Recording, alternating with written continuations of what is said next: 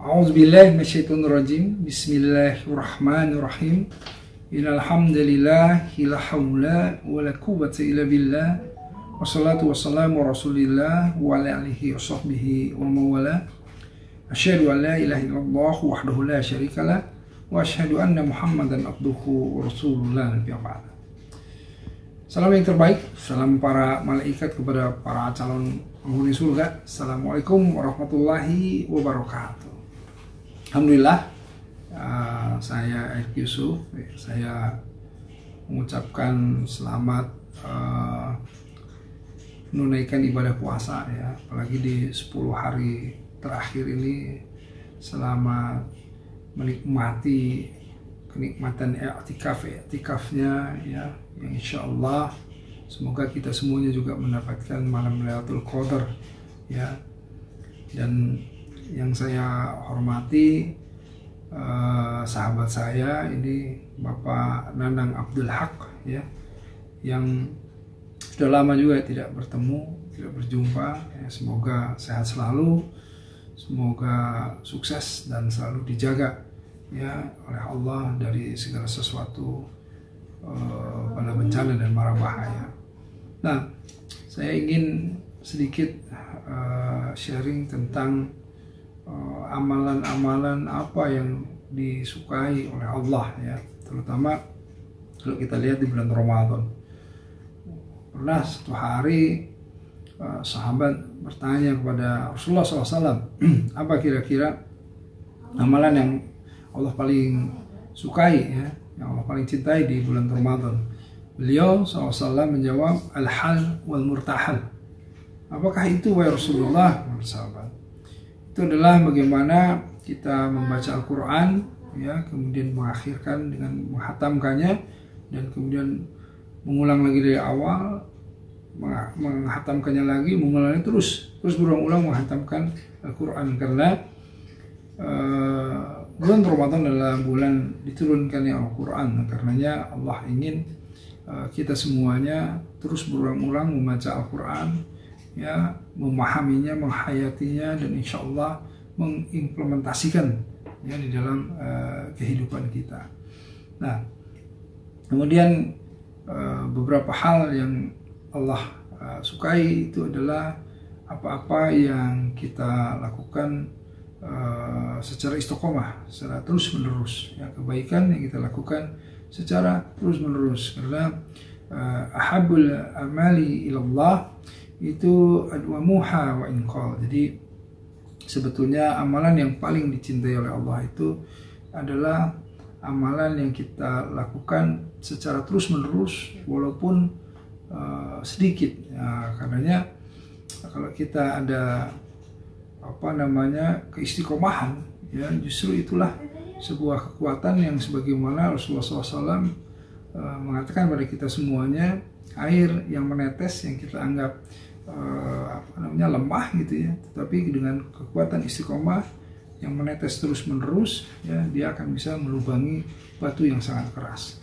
Nah, itulah insya Allah di bulan Ramadan ini kita dilatih ya, kita ikut kurikulum ilahi ya, dalam bulan Ramadan ini, di mana kita betul-betul secara istiqomah melakukan segala macam kebaikan, menghindari dari segala macam keburukan ya, mengendalikan nafsu ya, asyam.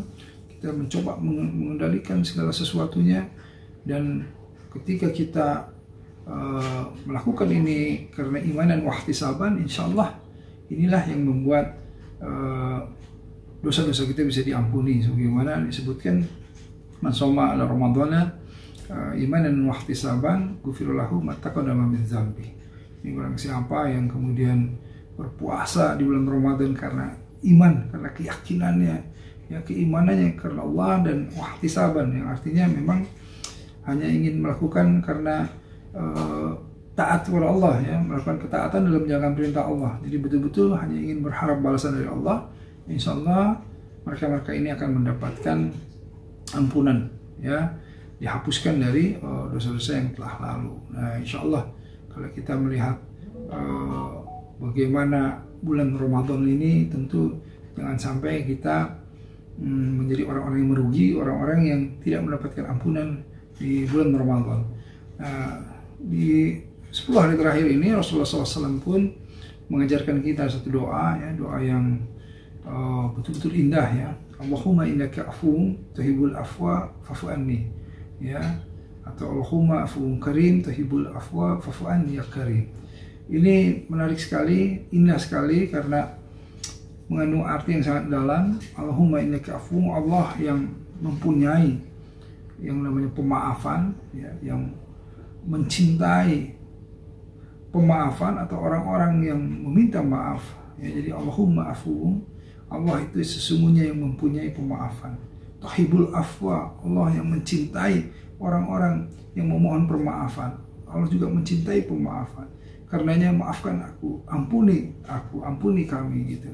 Nah, layakkah kita mendapatkan pemaafan jika kita tidak menghidupkan pemaafan di dalam diri kita? Nah, karenanya penting sekali kita memahami bahwa ketika kita memohon pemaafan dari Allah, memohon pengampunan dari Allah, kita juga harus menghidupkan pemaafan itu dari diri kita sendiri. Semisal kita harus berani menggugurkan dosa-dosa kita dengan meminta maaf kepada orang-orang yang secara sadar kita telah melakukan hal-hal yang tidak baik kepadanya. Atau kita juga meminta maaf terhadap sesuatu yang kita tidak sadar. Ya, boleh jadi kita tidak sadar melakukan kesalahan. Nah, karena kita harus membiasakan diri, memberanikan diri, ya, untuk kemudian meminta maaf terhadap apa-apa yang telah kita lakukan. Nah, dan kemudian juga kita harus melapangkan dada ini untuk memaafkan orang-orang yang telah melakukan segala sesuatu bentuk yang tidak kita sukai. Nah, karenanya penting sekali bagaimana menghidupkan pemaafan itu dengan kita memohon maaf kepada orang dan kita juga memaafkan kesalahan orang kepada kita.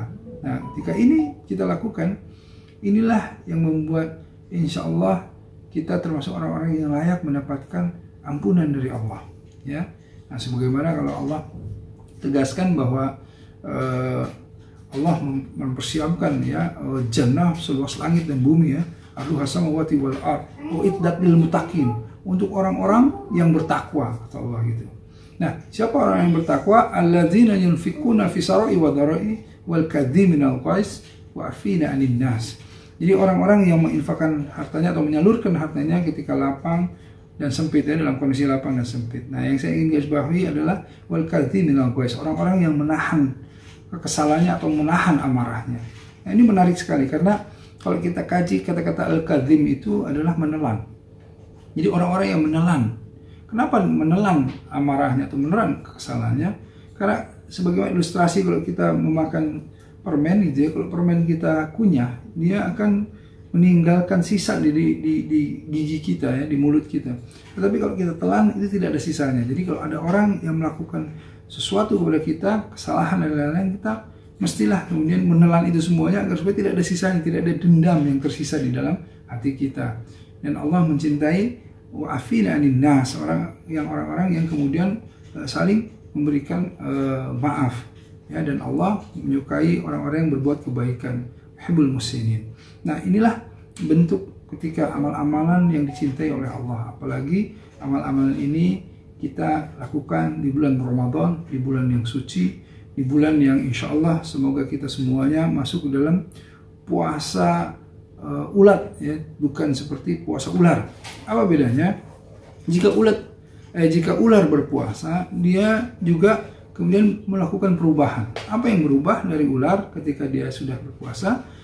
Dia akan berubah kulitnya, dia akan berganti kulit menjadi lebih bersinar, menjadi lebih baru. Tetapi ini masih yang berubah kemasannya saja, ya. Tetapi sifat-sifatnya masih sama.